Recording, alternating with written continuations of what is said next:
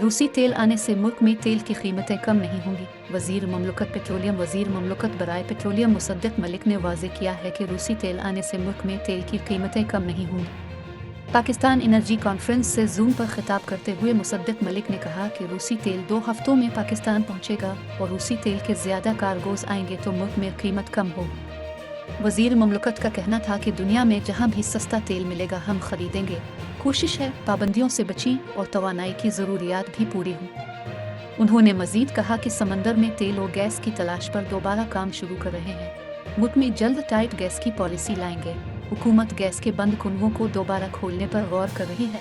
कोशिश है बंद होने वाले कुनवों की बहाली के लिए कुछ रियायत दे।